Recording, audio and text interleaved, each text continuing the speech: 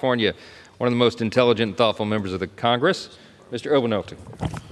I thank my colleague from Louisiana for yielding, and I want to talk for a few minutes tonight about a critically important bill that we're debating on the House floor this week. It is one of the must-pass bills for us this year. The appropriations bills for military construction and funding for the Veterans Affairs, MILCON VA we call it. This will establish funding levels for these critically important programs for the next fiscal year. The job of crafting this legislation was particularly problematic this year because many people have heard about our commitment to fiscal responsibility and about the dire consequences of our inability to reduce federal spending. Our deficit this year will be almost 6% of our gross domestic product, 6% of everything our country makes just in deficit spending. Our national debt this year will be the highest it has ever been in the history of our country. And it's going to get even worse if we don't get this problem under control.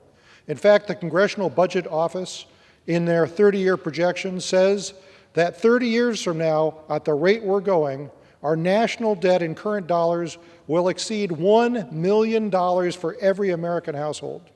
That is clearly an unsustainable fiscal trajectory for our country.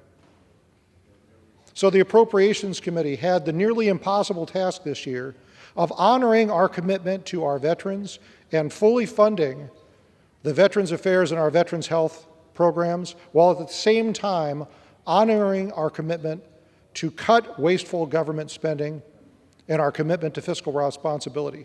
Mr. Speaker, I am very proud to say that our colleagues in the Appropriations Committee have pulled off that seemingly impossible task. The bill we're considering this week fully funds both the VA and our veterans' health care programs. In fact, it funds both of those programs at levels hundreds of millions of dollars more than the levels requested by the President, because that's what's required to meet our commitments to our servicemen and women. And yet, at the same time, it makes very meaningful reductions in wasteful government spending on other non-essential programs.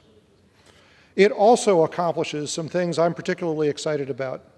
It funds a program to modernize medical records at the VA. It also funds the expansion of the Arlington National Cemetery, which is something that I think is a meaningful honoring of the promise that we've made to our veterans to be able to be buried at Arlington if they so choose.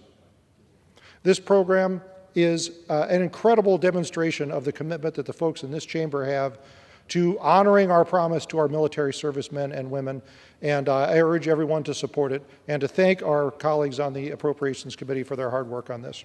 I yield back. Thank you, my friend. He never uses notes when he speaks either. Mr. Speaker, I'm happy to yield